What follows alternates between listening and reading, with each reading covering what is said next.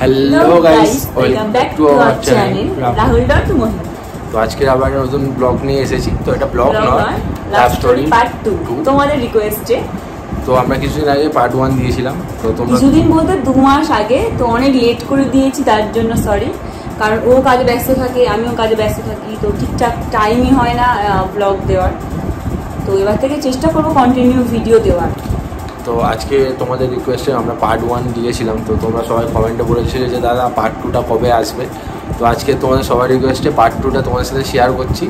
Part 1-এ বলেছিলাম যে আমাদের কীভাবে দুজনে আমরা একসাথে হয়েছি, আর পার্ট 2-তে আমরা বলবো আমরা এবার কীভাবে স্ট্রাগল করে এতটা পথ এসেছি এই জায়গায় আজকে আমরা দুজনে দাঁড়িয়ে আছি, সেটাও তোমার সাথে শেয়ার করবো। তো শুনতে থাকো আর ভিডিওটা স্কিপ না করে দেখতে থাকো। তো চলো বলো।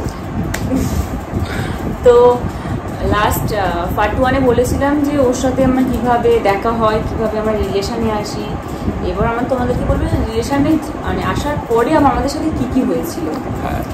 একটা কথা আগের পার্টে বলেছিলাম যে ভিলেনে এন্ট্রি হয়েছিল, কারণ যখন আমি কলেজে যাই অনেকে মানে আমার সাথে রিলেশান করার জন্য চেষ্টা করেছিল, তার জন্য ওর সাথে শত্রুতান্ত হয়েছিল, অশান্তি হয়েছে। যারা ভিডিওটা দেখবে তারা অবশ্যই বুঝতে পারবে থেকে কার কথা বলছি। তো তারপরে এবার আমাদের নর্মালি চলছে বাড়িতে লুকিয়ে চুপিয়ে কথাবার্তা বলা, দেখা সাক্ষাৎ আমরা কোনোদিন করিনি। কলেজে ও সপ্তাহে 2-3 বার কলেজে আসতো, তখনই দেখা হতো। আর আমিও সপ্তাহে রিলেশনে আস্তে আস্তে ও আমাকে বলেছিল কলেজে যে দেখো তুমি তো কোনো কাজ বাজ করছো না, এখন তোমাকে একটা ভালো কাজ করতে হবে। কথা বলছি না, সত্যি কথাই বলছি। এটা আমি ওকে এটা বলেছিলাম। কি বলে? আমি সত্যি মানে বলছি, মানে ঠিক 5-6 মাস যাওয়ার পরে রাহুল ও নিজেই রিয়েলাইজ করে যে কি আমার একটা কাজ করা দরকার।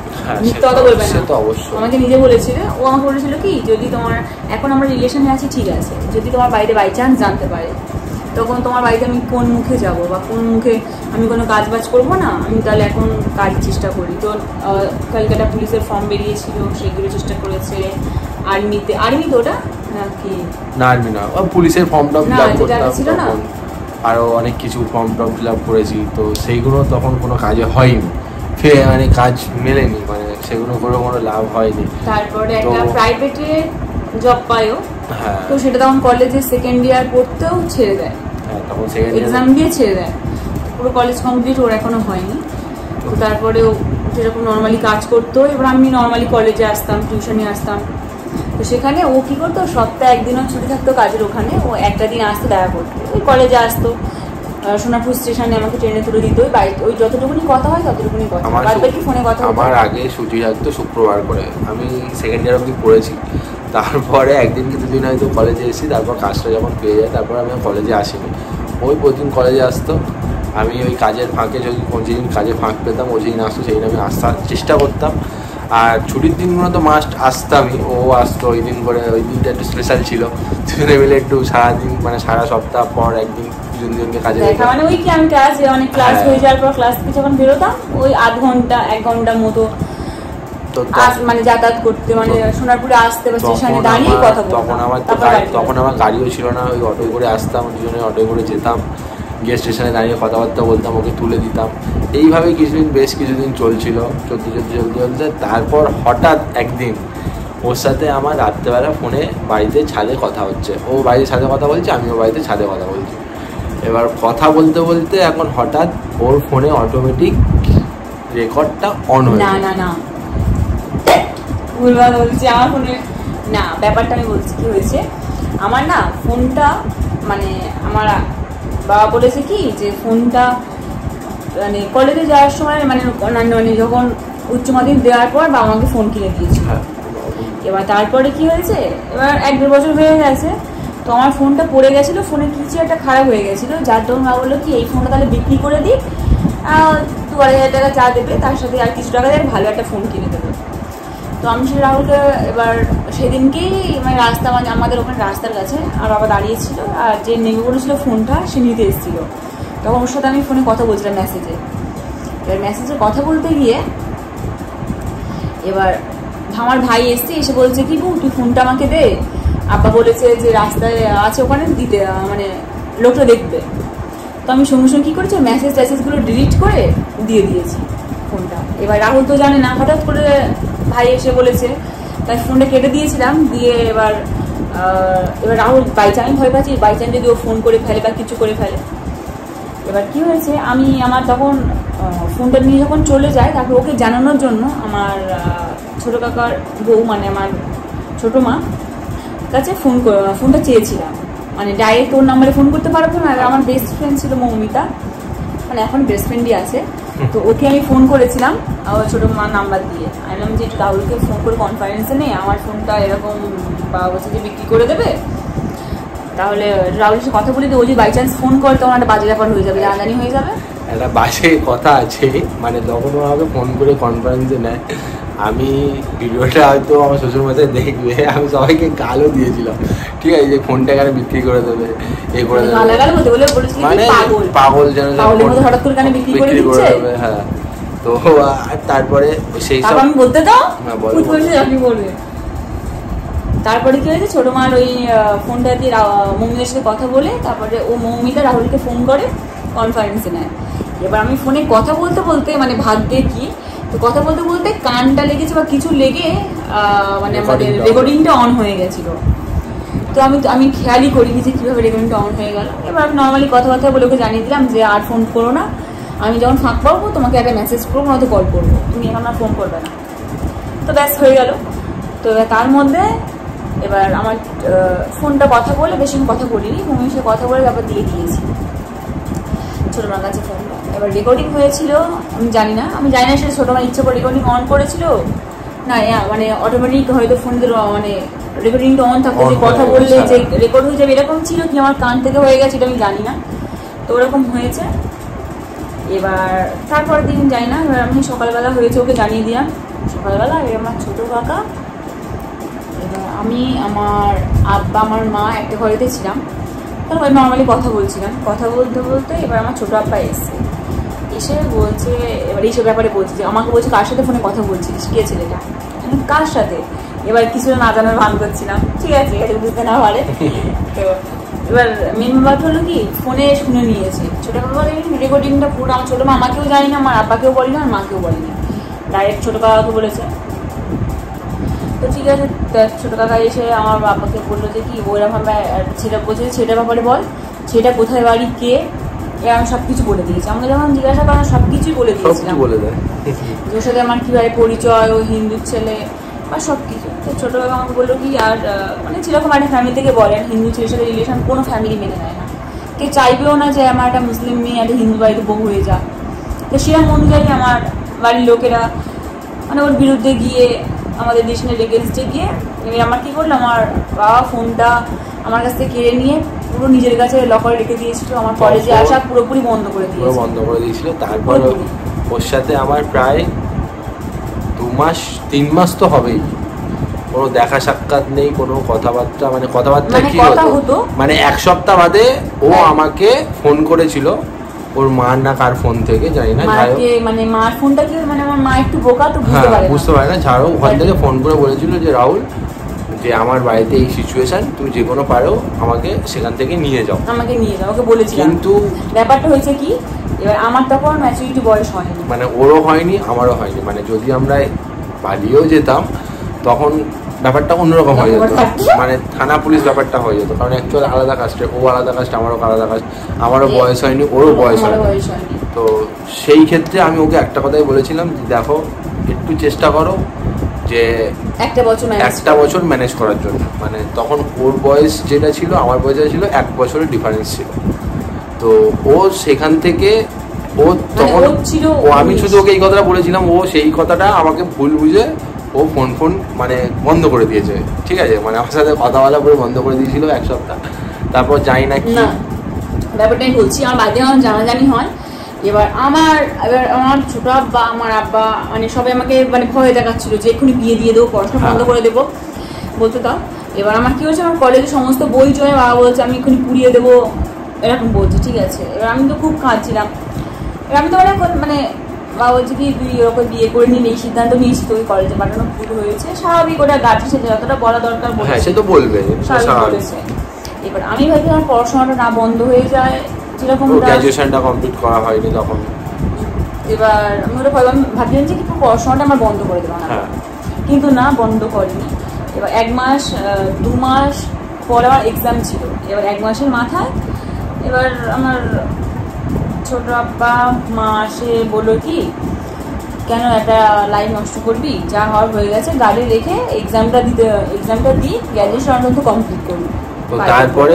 তারপরে আমার আব্বা রাজি হলো। তো তখন এবার তার মাঝখানে এবার ওকে আমি লুকিয়ে আর পাড়ায় জনের নাম্বার দিয়ে ফোন করেছিলাম ওর কাছে। আমি ওকে বললাম সব কথা যে আমি এরকম। তো ও তখন প্রথম আসতে চাইছিল, ঠিক আছে, ও প্রথম সে বলছে হ্যাঁ তুমি বেরো, তোমাকে নিয়ে আমি চলে যাবো, হ্যাঁ তা। তারপর ওকে তো বাইরে লোক কিছু বুঝিয়েছে, কে কি বুঝিয়েছে আমি জানি না। তারপর আমাকে বলছে আমার কাছে সময় চেয়েছে। আমার এত খারাপ লেগেছে, মানে আমি এত বিপদে পড়ে আছি, আমাকে বলছে যে বিয়ে দিয়ে দেবে, আর ও আমার কাছে সময় চাইছে। এখন বুঝতে পারছি না, ঠিক আছে স্বাভাবিক। তখন আমি একটা সিচুয়েশনে ছিলাম, তাই না, আমি ভাবছি ও হয়তো আমার পাশে থাকবে, কিন্তু আমি মানে কি বলবো, আমি মানে বলতে চাইছিলাম যে যদি আমার বাইক এখন বিয়ে দিয়ে দেয় কারোর সাথে, তাহলে আমার কাছে আসবে না। আমার বাড়িতে সবাই জানতো, প্রায় মা বাবা টাবা সবাই জানতো। তো আমার মা বাবা আরো সব 4-5 জন পাড়া বড়রা, আমার বড় ফ্যামিলিরা যে বলেছে দেখ এখন তোরা বিয়েটা করিস না, কারণ তোর একটা ম্যাচুরিটি বয়স হয়নি, মেয়েটারও এখনো বয়স হয়নি। বাই চান্স তোরা ধরো চলে এলি, ধরো মেয়ের বাড়ি থেকে থানায় গিয়ে একটা কেস করে দিল, তখন তোদের কি হবে, দুজনকেই হোমে পাঠিয়ে দেবে, তখন আর একুলো যাবে ওকুলো যাবে, মানে বুঝতে পারছো তোমরা ব্যাপারটা কী বলতে চাইছি আমি। তো সেই ক্ষেত্রে আমি ওকে বলেছিলাম যে তুমি আমাকে ভুল বুঝো না, জাস্ট একটা বছর একটু ম্যানেজ করো যে কোনো প্রকারে, তারপর যা হবে আমি বুঝে নেবো। আমি না রাহুল এই কথা বলেছিল কি, একটা বছর তোমার একটা বছর ভিক্ষা যাচ্ছে, হ্যাঁ ম্যানেজ করে নাও, যদি না হয় তখন তুমি তোমাকে নিয়ে চলে যাবে। হ্যাঁ চলে যাবে। যদি লাস্টে বছর দেখি যে না পারছো না, দেখাশোনা হয়ে যাচ্ছে, বিয়ে দিয়ে দেবে, তখন তোমাকে নিয়ে আমি চলে যাবো অন্য কোথাও। তো এই কথাটাই বলেছিলাম, ও আমাকে ভুল বুঝে ফোন কেটে দিয়ে। এবার তার মধ্যে বলছি কথা কি হয়েছে, সে কথা এখন বাদ দাও, ফোন করে মানে স্বাভাবিক আগের কথা আমি বললাম, আমি খুবই রেগে গেছিলাম। কারণ যখন ভেবেছিলাম আমার পাশে থাকবে, এখন বুঝতে পারছি যদি ওই সময় যদি পালিয়ে যেতাম বা কি হতো, এই সিচুয়েশনে হয়তো আমরা থাকতাম একদম। ওটা সম্পূর্ণ আলাদা রূপ, কারণ আমার বাবা মা চাইবে মেয়ে বয়স হয়নি আমি মেয়েকে নিয়ে চলে আসবো, এবার ওকে ফাঁসানোর চেষ্টা করবে, যারা কিডন্যাপের বা ঝাড়খড় কেস দেবে। তো এরকম হয়েছে। এবার তারপরে কি হয়েছে, আমার 1 মাস বাড়িতে পুরো বন্দি রেখেছে, মানে আমি নিচের তলায়, আমি 2 তলায় থাকতাম, নিচেও আসতাম না, এলেও পুরো সবার চোখে চোখে রাখতো। এবার এক্সামের জন্য এবার ফর্ম ফিল আপ করতে হয়েছিল আমাদের কলেজে। এবার আমার আব্বা কি করেছে, ওকে দেখেছিল, ফটো দেখেছে, দাড়ি গোপ সেভ করা অবস্থায়, ওর সাথে আমার 1-2 মাস কথা হয়নি, ও পুরো বুনো হয়ে গেছে, ঠিক আছে, এই পুরো দাড়িগুলো এরকম হয়ে গেছে। এবার যখন কলেজে আমার আব্বা আমাকে নিয়ে গেছিলো কলেজে এক্সাম ফর্ম ফিল আপ করার জন্য, সেই দিনকে কি হয়েছে, ভাগ্যক্রমে গার্জেন ভেতর ঢুকতে দিচ্ছিল না। এবার আমার আব্বা তো ওকে দেখেনি, সামনে একদিন ফটোতে দেখেছে, এবার দাড়ি গোপ ভর্তি হয়ে গেছে। আর বাবা তবু কি করেছে, ওই গেটের সামনে, আমাদের কলেজের গেটের সামনে দাঁড়িয়েছিল, আর ও তখন ওপাশে ছিল। এবার আব্বা তো এপাশে দেখেই যাচ্ছে, যদি থাকে ও, কিন্তু আমার আব্বার পাশ দিয়েও ঢুকে গেছে। আমি তো ভয় লাগে যদি জানতে পেরে যায়, আমি তো ওর বাবাকে দেখে চিনতে পেরেছি, আমার তো শুধু ভয় লাগে না, আমার সাথে রয়েছে, মানে শুধু মনে ভয় লাগছে যে এই না ধরে না, মানে আমি ঝাউক মাউক করে, মানে জাস্ট ওর সাথে 3-4 মাস কথা হয়নি, মানে তোমরা বুঝতে পারছো, একজনকে ভালোবাসি তাদের সাথে 3-4 মাস কথা হয়, মানে কিভাবে ছিলাম। তো ঝাউক মাউক করে কোনো রকম ভাবে মুখ টুক চাপা দিয়ে, তখন বৃষ্টিও হচ্ছে, পুরো বৃষ্টিতে ভিজে হচ্ছিল, তখন আর আব্বা বাইরে ছিল। আমি তখন কি করেছিলাম, আমি তার আগে গাড়ি কিনেছিলাম, মানে ওর সাথে দেখা করার আগে 2 দিন আগে গাড়ি কিনেছিলাম। আমাকে বলেছিল নতুন গাড়ি কিনেছো, তুমি আমাকে চড়াবে না? তো মিথ্যা কথা বলবি না। কি মিথ্যা কথা বলবো? আমি বলেছি গাড়ি চালানোর কথা, তখন আমি ফেসে রয়েছি। না শোনো, যখন নর্মাল হয়ে যায় তখন বলেছি। সে তো বলেছো, তাই বলছি। তো তারপরে আমি কোনো রকম ভাবে ঝাউক পোকারে ভেতরে ঢুকেছিলাম না, ভেতরে পুরো আবার 5 দিন ঢুকেছে, আর আমি কিন্তু ওকে দেখতে পাই।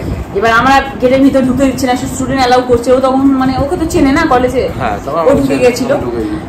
এবার আপাকে ঢুকতে দিচ্ছি না, গেট হয়ে আছে, গেটম্যান দাঁড়িয়ে রয়েছে। এরকম ভেতরে ঢুকে আমরা কথা বললাম, কি করবো না করবো প্ল্যান করলাম। ও কাঁদছিল তখন যে কি 1 বছর ম্যানেজ করে, আমি ওকে বললাম যদি আমি চেষ্টা করবো 1 বছর ম্যানেজ করার, কিন্তু তার মধ্যে যদি বাড়িতে যদি দেখাশোনা এনে দেয় বা যদি বিয়ে দেওয়ার চেষ্টা করে, তখন আমি কি করবো, আমার কিছু করার নেই। তখন আমরা পালিয়ে যাবো, যদি লাস্ট ফিনিশ যদি না হয় তখন আমরা পালিয়ে যাবো, এই কথাটা আমাকে বলেছে। তো কি হয়েছে এর মধ্যে, এবার রাহুলের মতন দেখতে কোনো ছেলেকে আমার আব্বা ধরেছে, বাইরে না ধরেনি, মানে ধরেছে বাইরে গেটেতে দেখেছে। তো আমার দিকে নাকি দেখছে কোন থেকে, কে দেখেছে কি জানি। তো আমি ভেতরে গেটে মানে ঢুকে যাওয়ার পরশুর সাথে আমি কথা বলছি, আমার আব্বা সেটা আমাকে লাস্টে বললো ওই ছেলেটাকে ধরেছে, ঠিক আছে, ধরে বলছে তোমার নাম কি, হ্যান ত্যান জিজ্ঞাসা করে। সে বলছে আমি রাহুল নয়। তো তার সাথে তার গার্লফ্রেন্ড ছিল, সে বলছে না না এটা মানে মারবে বলে, অ্যাকচুয়ালি বলেছে ওকে মারবে বলে। আর নিজের আগে ফোন করেছে, না আমার মাকে ফোন করেছি যে ছেলেটাকে এখানে পেয়েছি। মা বলছে আগে দেখো, তা সঙ্গে সঙ্গে আমার ছোটো মাকে বললো যে ওই রাহুলের কি কোনো ফটো আছে, তাহলে ফটো পাঠাও। তো ফটো পাঠিয়েছে, আমার দেখছে একটু মুখ চোখ আলাদা, তখন ছেড়ে দিয়েছে। না তো ধরতে পারলে আমরা মারতে ধরলাম। এবার ভেতরে ঢুকি কথাবার্তা বলে বেরোলাম। তারপরে আব্বা যখন কলেজে ক্লাস হতো দিয়ে আসতো নিয়ে আসতো, এরকম করতে করতে তখন বিশ্বাসের জায়গাটা নিয়েছিলাম। বিশ্বাস করলো, আবার একা ছাড়তো। তখন একা ছাড়ার পরে তখন ও আসতো, যখন কাজে ছুটি পেতো আসতো, এসে আমাকে মানে আসতো বলতে কি আমার আলাদা কোনো কোথাও দেখা করি এখনো বলে মানে টাইমই হয়নি। আমাদের কলেজেই দেখা, এই কলেজ থেকে ওই স্টেশনে 2 মিনিট কথা, তারপরে বেরিয়ে গেলাম আমি। তো এবার মানে যখন জানাজানি হয়ে যাওয়ার পরে যখন আবার বিশ্বাস শুরু করে, তখন আমি কলেজে আসতাম, আস্তে আস্তে আমার আব্বা মা নিয়ে আসতে কি হয়েছে, ফোন কিনে দেয়, আবার ফোন কিনে দেয়। তার 2 মাস পরে মনে হয় ফোন কিনে দেয়, নতুন ফোন কিনে দেয়। ও আমার নাম্বারটা নিয়েছিল, নাম্বার তো ওই ছিলই। এবার ও কি করতো, প্রতিদিন আমাকে মেসেজ করতো, যা ওর বাবা এলে সব মেসেজ রিড করতো, কারণ ওকে ব্লক করে দিতাম। ওর বাবা প্রতিদিন আসতো, মানে ওর বাবা 8টা 9:30 10টার সময় আসতো। ও জানতো, ও আমাকে শুধু বলে দেয় যে চলে এসছে, মানে তখন কথা বলা পুরো স্টপ, মানে পুরো স্টপ, মানে পুরো স্টপ, মানে ও যত আমি ওই জাস্ট মেসেজ করতাম বাবা, হ্যাঁ আমি লিখে দিতাম, ও বুঝে যেত, হ্যাঁ ওকে পুরো ব্লক করে দিতাম। মানে ওর বাবা প্রতিদিন এসে, ও আবার এমন আছে যে মেসেজ যদি এক্ষুনি মেসেজ না করে কন্টিনিউ ফোন করে দেয়। এই জ্ঞানটাও নেই যে বাড়িতে আমি থাকি, বাড়িতে কেউ জানে না, বাড়িতে জানে না, যদি ফোন না ধরি কোথায় ছিলে হ্যান তেন সমস্ত ফোন স্বাভাবিক করাই, তোমাকে পরে স্বাভাবিক ঠিক আছে, কিন্তু জানো বাড়িতে কি প্রবলেম। এবার তারপরে ও এটা করতো, প্রতিদিন ডিলিট করে দিত, কারণ ওর বাবা প্রতিদিন এসে ফোন চেক করতো প্রত্যেকটা দিন। এবার তারপরে মানে আমরা ধরা পড়েছিলাম আবার ওই 2021 ধরা, লাস্টে 23 ধরা। তারপরে মাঝখানে কি হয়, এই হতে হতে মাস 1-1.5 মাস 2 মাস তো চলে গেল। তারপরে শুরু হয় যে ওর দেখাশোনা উৎপাত বেড়ে গেছে।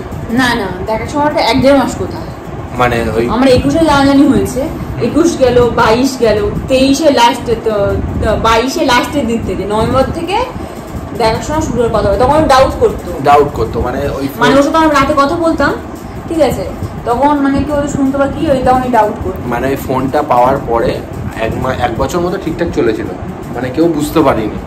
তারপরে থেকে ওই রাতে করে যখন ফোন ঘাঁটতো, ওর বাবা রাতে উঠে দেখতো, ওর ঘর চেক করতো যে মেয়ে জেগে আছে কি শুয়ে পড়েছে, তখন থেকেই ও দেখতো, তখন ফোন ঘাঁটছে, 1-2বার দেখেছে না। পুরো ওই জানাজানি হয়ে যাওয়ার পর 2021 সালে জানাজানি হয়ে যাওয়ার পর তারপরে 1 মাস কোনো সন্দেহ করতেই করতো, তারপর ও পুরো নর্মাল হয়ে গেছিল, কাউকে বুঝতে দেয়নি যে আমি আমার সাথে ছেলেরা সম্পর্ক আছে।